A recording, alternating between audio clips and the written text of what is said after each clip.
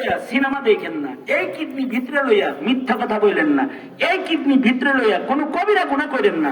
এখন যদি কবিরা গুনাহ করেন না, তাহলে কবিরা গুনাহ কিন্তু 2 লাইনে চলবো,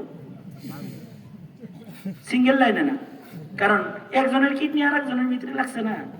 হ্যাঁ আল্লাহ কইব যে তোরে দিছিলাম কিডনি জিকির করতে, তুই তোর স্বামী দেহস, কিন্তু তোর স্বামী যে শালি দেয় এটা তুই দেখস না। শালি দেখাইবার লাগে কি কিডনি তুই দিছিস? হ্যারে মাসালাই তো পেশ লাগছে যে নেকি কোন দিকে যাইবো, গুনাহ কোন দিকে যাইবো। কারণ দুটো কিডনি ফেল হওয়ার পরে সে তো হায়াত ফেল ছিল, একটা দিয়ে তো হ্যারে হায়াত দিলা। আচ্ছা দিলা আল্লাহ কিডনি ছাড়াও বাঁচাইতে পারে, এটা আল্লাহ পাকের কুদরত, আল্লাহর কুদরতের থেকে খালি না। কিন্তু তুমি যেহেতু বান্দা হয়ে বেশি মাতব্বরি করছই, দিছই, তুমি যে নিছই, তুমি একটু হিসাব করে চলো, যাতা কইরো না। যেমন রক্তদান, একজনের গায়ের রক্ত গ্রুপ মিলায় আর একজনের দেহের ভিতরে দিয়ে দেয়, তাই না? এটার মাসালা উলামায়ে কেরাম দিছে দিয়ে আমরা রক্ত দান করতে পারি, রক্ত নিতে পারি, ব্যাপক এটা। কিন্তু মুফতি আজম শফি রহমতুল্লাহ আলাইহি বলছেন, এমন বিজ্ঞানের উন্নতি এক সময় আসবে, চোখ কিডনি না, নুনু কাটটা আর একজনকে দিয়ে দিব। মানে টাকার অভাবে খালি রক্ত বেচা বেশি না, কিডনি বেচা বেশি না, টাকার অভাবে সোনা বেচা লাগবে বেটা। এই গরিব মানুষ এ চিন্তা করে বিয়ে করতাম না জীবনে, নুনু দিয়ে কিনবো, এটা কয় কোটি দাম, 3 কোটি দাম দিয়ে যা।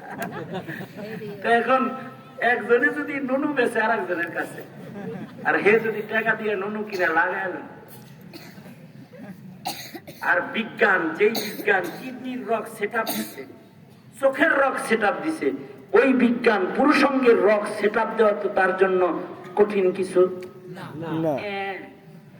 এটা তো তার জন্য অসম্ভব কিছু না, হতে পারে, এটা সম্ভব হয়েও চাইতে পারে।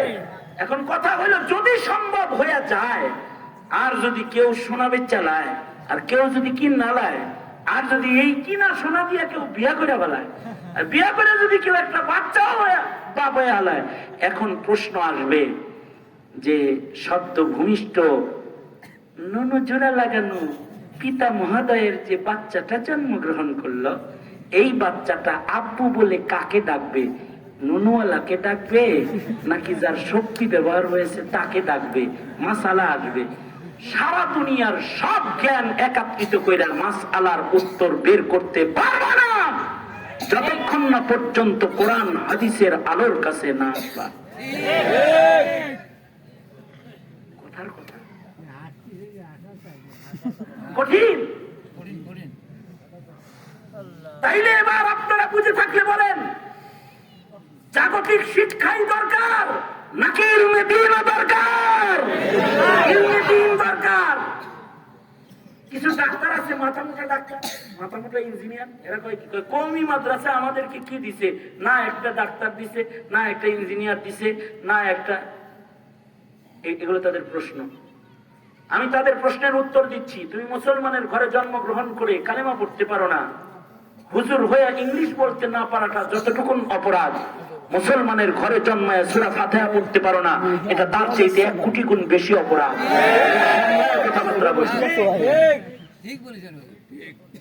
কোরআন শিখার পরে, হাদিস শিখার পরে সে যদি ইংলিশ নাও জানে, ইলমের সম্মান আছে, ইলমের কারণে সে বাইতুল মুকাররমের জাতীয় মসজিদের খতিব হয়ে যায়। আব্দুল মালিক খতিব হয়ে গেছে ইলমের কারণে।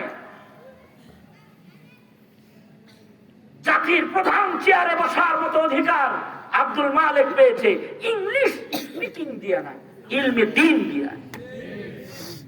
সুতরাং কোন মৌলবী যদি ইংলিশ নাও জানে, এটা কোনো দুর্বলতা নয়। সে যে কোরআন জানে, এটা তো নবীর মুজিজা। এই কারণেই আলেমদের, আলেম দরকার, জমিনে আলেম দরকার। মাসালা কত ব্যাস রাখবো, আলেম কত দরকার হইব। এখন তো আলেম আলেম ওলামা যেন জমিনে না থাকে এই চেষ্টা করছে বিজাতির দোসররা। মাদ্রাসাগুলোর উপরে আঘাত, মাদ্রাসাগুলোর উপরে সরকারি চাপ। বিগত দিনে দুদকের চাপ মাদ্রাসায় গেছে, চোরের কাছে দুদকের চাপ নাই, মাদ্রাসায় গেছে দুদকের চাপ। আলেমের ব্যাংক ব্যালেন্স ইনকোয়ারি করা হয়েছে, কোন মৌলবীর অ্যাকাউন্টে কত টাকা আছে। আমাকে র্যাব অফিসে যখন নিছে, আমার অ্যাকাউন্টের ব্যালেন্স আমারে দেখা কয়, হুজুর এত কি হইছে?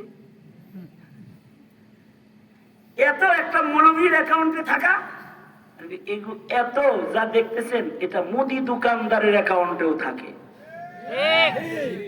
বাংলাদেশের মুদি দোকানদারের অ্যাকাউন্টেও থাকে। এটা তদন্ত করছেন, জবাব দিবেন আল্লাহর আদালতে। যেদিন তদন্তকারী হবে আল্লাহ, সেদিনই হিসাব দিবেন আল্লাহর আদালতে।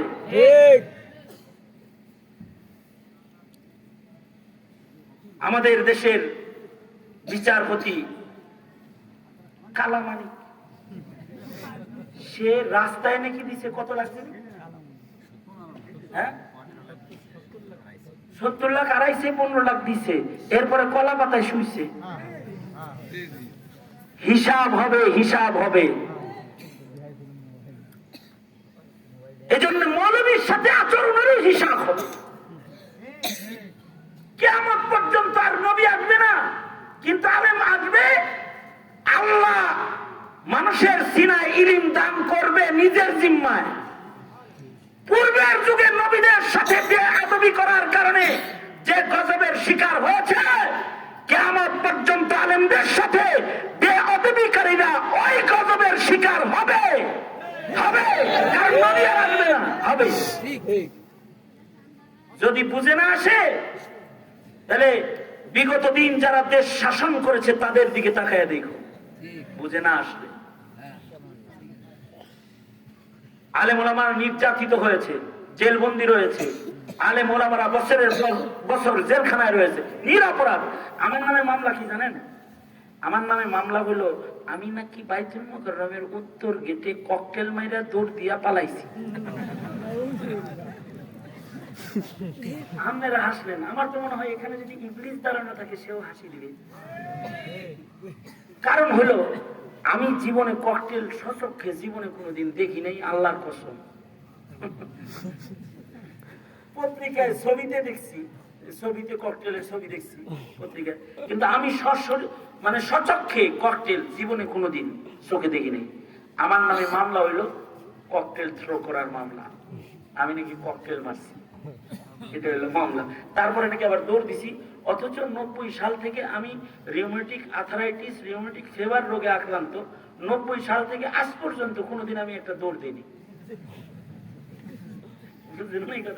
আমি আস্তে আস্তে হাঁটি, আর আমার নামে মামলা হইলো ককটেল মেরে দৌড়াইছি। হিসাব দিতে হবে, আল্লাহর আদালতে হিসাব দিতে হবে। উলামায়ে কেরামের সম্মান করতে হবে, কারণ তাদের কাছে ইলম আছে। তারা জাতির জানাজা পড়ায়, তারা জাতিকে শরীয়তের পথ দেখায়, তারা জাতিকে হারাম হারাম বলে দেয়। এইটা যদি বইলা না দেয়, তাহলে মানুষ নাস্তিক প্রজনন কেন্দ্রে পরিণত হবে বাংলাদেশ। এটা যদি বলে না দেয়, মুসলিম সংখ্যাগরিষ্ঠ দেশে নাস্তিক প্রজনন কেন্দ্র হবে বাংলাদেশে, হয়েও গেছে। শাহবাগীদের অভাব নাই এখন।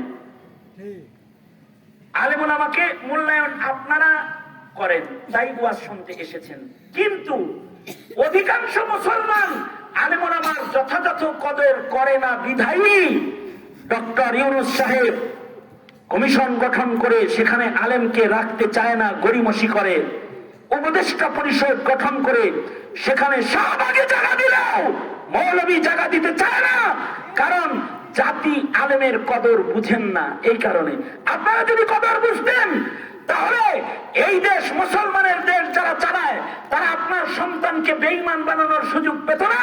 তারা সরকার চালাইতে হইলেও শরিয়া বোর্ড গঠন করে সরকার চালাইতে বাধ্য হইত। তারা অনেক কিছু দেখেছেন,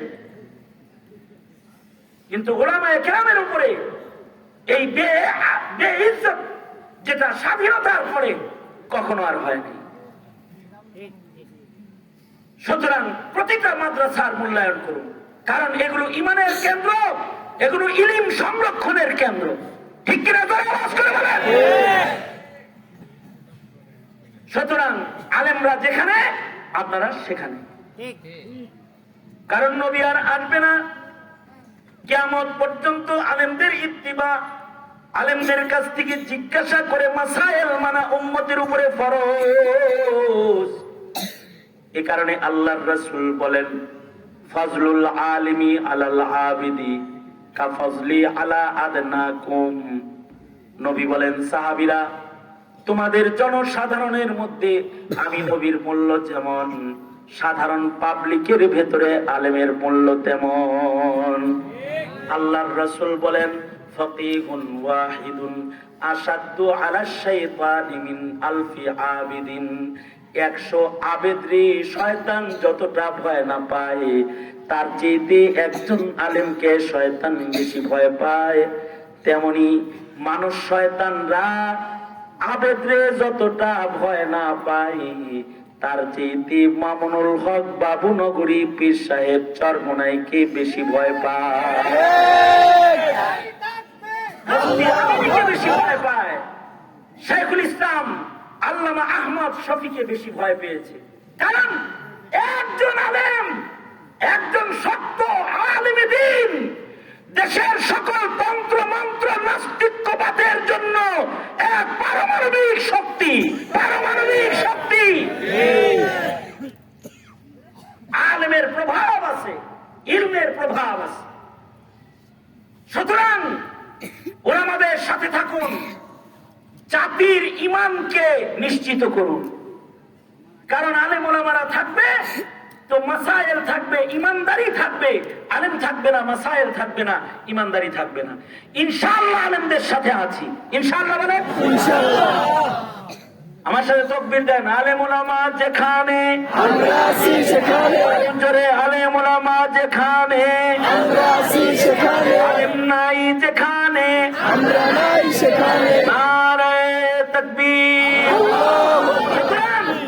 বাংলাদেশে যদি আলেমরা কাদিয়ানীদেরকে অমুসলিম ঘোষণা করার জন্য অথবা নাস্তিকদের সঠিক বিচার সংসদে কায়েম করার জন্য যদি ডাক দেয়, নিজের প্রজন্মের ঈমান রক্ষায় তাদের ডাকে সাড়া দিতে রাজি আছেন তো ইনশাআল্লাহ? ইনশাআল্লাহ।